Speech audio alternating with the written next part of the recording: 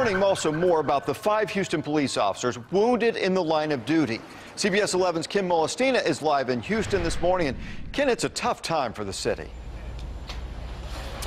Absolutely, Russ. Very tough for this city, for the law enforcement community here. And this is something that, unfortunately, up in North Texas, we know all too well, following the officers that we've lost throughout North Texas. Now, we can tell you that there is a sense of cautious optimism here at Memorial Hermann Hospital. This is the hospital where all the officers were brought to. We did learn overnight that one of the police officers was sent home. 2 of the officers that were shot in the neck, we're told that they are now out of surgery. They were in critical but stable condition. And of course, 2 other police officers, we're told, are in stable condition this morning. All of this, of course, started as a result of a narcotics team that was trying to serve a warrant at a drug house that police say black tar heroin was being sold out of. Now, we're told as soon as police showed up to the house, the suspects inside, they began firing, and that's when a lengthy gunfight took place.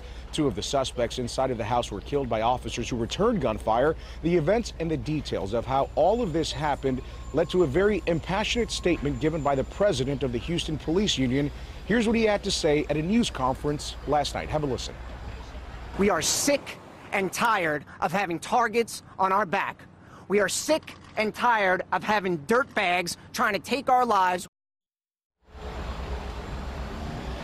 So as you can tell there, emotions certainly running very high. A lot of frustration within the law enforcement community out here in Houston, Russ, having to deal with the fact that once again, more police officers have been shot. But again, right now at this hour, all of the attention is on those 2 police officers who underwent a very lengthy surgery. Those are 2 officers who were shot in the neck. Again, they are out of surgery, but they are certainly not in the clear tonight. We are told that they are in critical condition here at this hour this morning. A news conference, Russ, it's expected to take place at 10 o'clock this morning. We're hoping to learn more about the conditions of those officers, perhaps their names, and just get an overall update on this situation, Russ. Yeah, and certainly you could hear the frustration in that officer's voice as well. And Kim, we know that for one officer, this isn't the first time he's been shot in the line of duty. What else do we know about this officer? Yeah, if you can believe it, Russ, he was shot twice back in the 90s and, of course, last night. So this is now the 3rd time that this police officer has been shot in the line of duty. We know that he hasn't been identified by name, but we do know that he is 54 years old.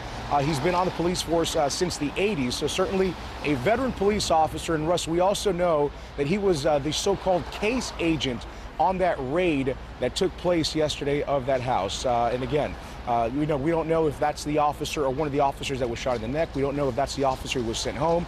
Again, still a lot of questions as to what happened to each of those officers. And again, we're going to stay here for you in Houston and work on getting all those details and, of course, bring them to you throughout the day here on CBS 11.